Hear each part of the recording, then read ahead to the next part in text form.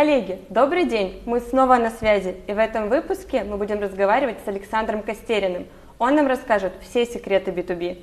Александр, вы в компании у нас не так давно, и для многих вы так и остались человеком-загадкой. Может быть, мы сейчас раскроем все секреты? Откуда вы в Приморском крае? Как вы здесь оказались? Мои путешествия начались достаточно давно. Это было лет, наверное, 12-13 назад. Вообще я родом с берегов большой русской реки Волга, из города Саратова. Во Владивосток я переехал из Якутии. Я там 3 года возглавлял бизнес одного из мобильных операторов. Но между Саратовом и Якутией была еще Самара, степная столица Элиста. Еще были регионы, в России. Я сюда из Якутии приехал. Как вы пришли в сферу телеком? Это была какая-то юношеская мечта.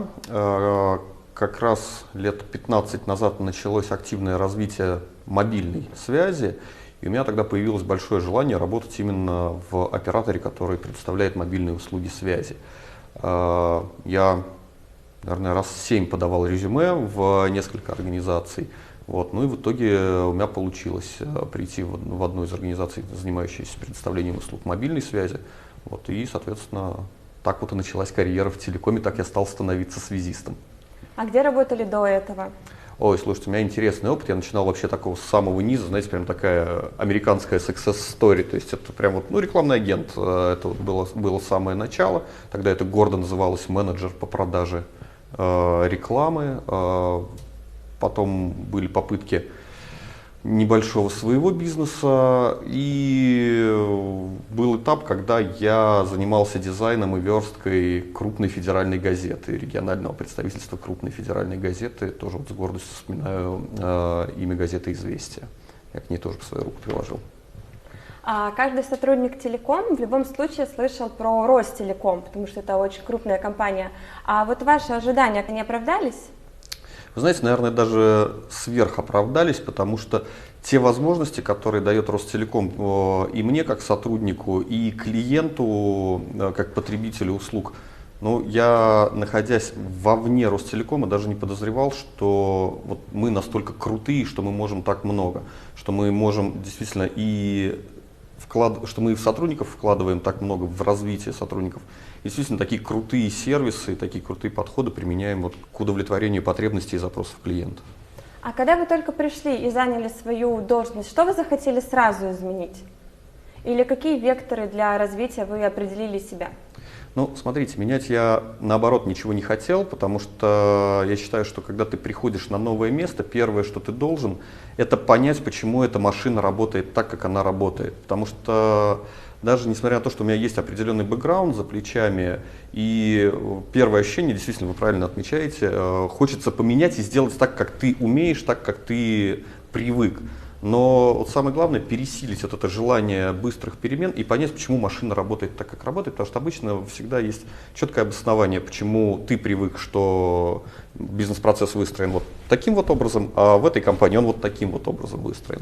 Поэтому наоборот была жесткая установка ничего не менять, и первые 3-5 месяцев разбираться, как работает, что работает и что можно настроить, применяя только тонкий тюнинг, не более того. А каким, по вашему мнению, должен быть настоящий специалист B2B? Крутой вопрос. На самом деле он должен быть крутым. На мой взгляд, настоящий специалист B2B, он должен быть крутым, и он должен быть увлеченным. Самое главное в нашей работе зачастую даже не быстро и грамотно отработать запрос клиента, а действительно понять, чего же хочет от себя клиент. Потому что мы уже не просто телеком-оператор, мы действительно цифровая компания, которая предоставляет услуги от классического телекома до крупнейших национальных интеграционных проектов. И тут разобраться, что в данной конкретной сделке подойдет клиенту и выстроить ту самую систему долгосрочных отношений, чтобы счастливый клиент остался с компанией на максимально продолжительный период. Это, наверное, самое интересное и самое увлекающее в жизни сотрудника направления B2B. Поэтому он точно должен быть увлеченным. А вот если говорить о том сроке, который вы проработали, это промежуток очень небольшой, около года, да? Да, чуть меньше года. А какие проекты для вас стали чем-то большим, чем просто рабочие задачи, и хочется вот прямо их выделить и рассказать о них? Слушайте, вы знаете, у нас на самом деле каждый день рождаются проекты, которые действительно радуют, которые доставляют удовольствие вот именно в реализации. Они тяжелые, они отнимают кучу времени, из-за них приходится приходить на работу к 8, уходить после 8. Но так вот, чтобы что-то выделить, вы знаете, вот очень, с одной стороны, очень рядовой такой проект, он был завершен вот буквально несколько дней назад. Это проект строительства волоконной линии связи в Красный Яр, в Приморском крае. Вроде бы ничего такого сложного. Обычный линейный проект, да, обеспечение связью немножко удаленных населенных пунктов. Но он был интересен подходом людей к реализации этого проекта. То есть это коммерсантов, которые действительно нашли возможность правильно посчитать, правильно оценить потенциал региона, понять, где можно получить дополнительную выручку. Технарей, которые не просто смогли оптимизировать этот проект, а ухитрились еще взять на себя дополнительные обязательства и 3 месяца строить так называемым хозспособом, то есть не привлекая подрядчиков, а самостоятельно. То есть реально наши крутые ростелекомовские парни сами строили линию связи. То есть это действительно прорыв. По-другому этот проект просто невозможно было бы реализовать, потому что он имеет достаточно большую еще и социальную направленность. Он действительно нужен населению Приморского края. И вот без этого комплексного подхода коммерсов и технарей, которые вместе решили, что они сделают это, и сделают это вот для небольших поселков Приморского края, он реально не вышел бы в реализацию. Вот такой вот простой рядовой проект, который был реализован. Можно, конечно, рассказывать о каких-то больших сейчас цифровых проектах, интеграционных, когда мы устраиваем какие-то действительно там комплексы современных технологичных услуг, но вот этот он один из последних, и такой он действительно по-настоящему и драйвовый, и в то же время теплый, душевный. А вот что для вас цифровая экономика? Вот в целом, это же не просто какие-то отдельные проекты и проложение линий связи в одно село или в другое. Слушайте, классный вопрос на самом деле тоже. Для меня цифровая экономика — это, можно сказать, что часть миссии, ради которой вот лично я работаю в компании Ростелеком и в отрасли связи. Цифровая экономика — это изменение парадигмы жизни людей в нашем государстве. Это донесение цифровых услуг связи туда, где о них еще недавно даже думать не могли, да, где еще не так давно отделение по почтовой связи было, собственно, центром связи с остальным миром. И это то, что действительно позволяет развивать экономику каждого конкретного маленького населенного пункта, когда мы туда доходим, когда мы приводим туда современные услуги связи. То есть это нечто большее, чем бизнес, это действительно то, что должно остаться после меня, после того, как компания закончит свой очередной цикл развития. Вот это крутая такая штука. А если бы у вас была возможность, что бы вы изменили? Екатерина, мы с вами начали разговор про возможности Ростелекома, про обучение. Я действительно это очень ценю. И вот что бы я изменил, я бы действительно больше времени и наверное, даже не больше времени, а в более эффективных вариантах использовал бы возможности по обучению, по развитию. Те возможности, которые есть у нас, они действительно позволяют развивать себя фактически каждую минуту, которая у тебя есть свободная. Да? То есть мы буквально сегодня с блоком HR общались, и ребята показывали тот рост, который мы наблюдаем в популяризации именно развивающих программ Ростелекома.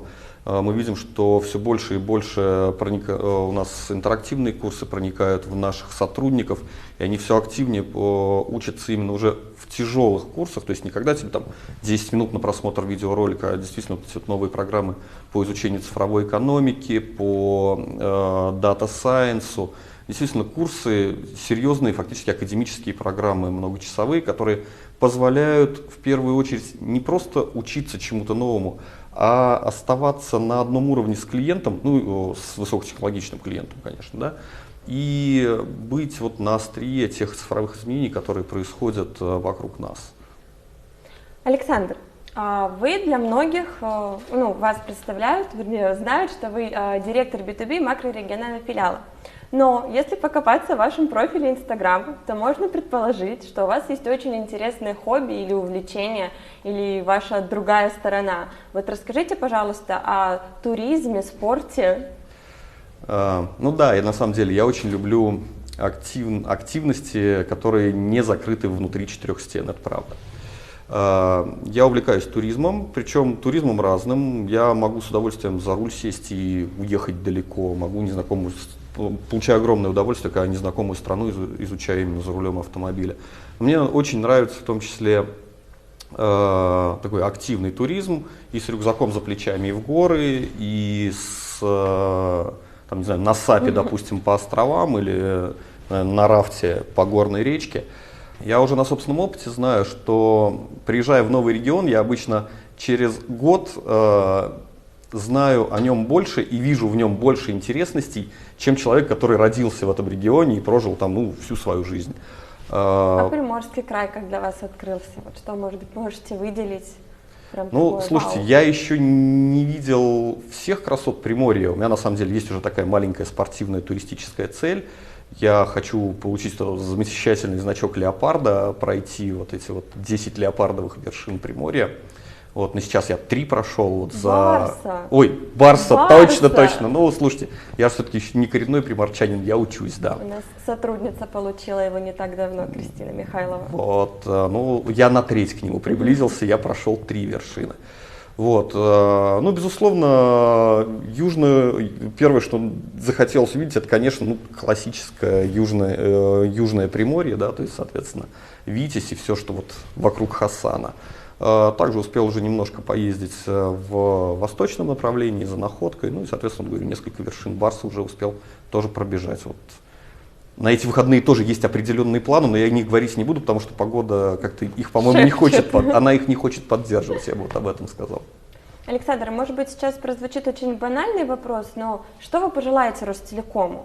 Что пожелать Ростелекому? Меняться так же быстро, как он меняется в последние, я вижу в горизонте последних 5, наверное, лет. Потому что те изменения, которые происходят с нами, они действительно происходит быстрее, чем, наверное, даже этого требует рынок.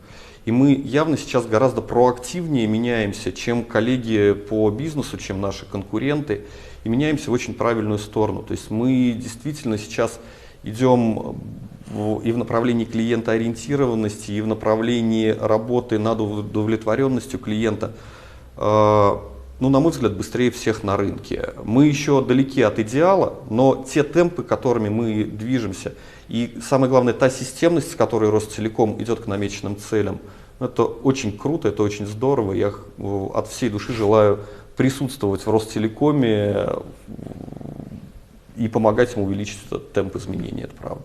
Александр, спасибо. Я надеюсь, что Ростелеком будет меняться вместе с вами. Да, это точно. Спасибо большое, Екатерина.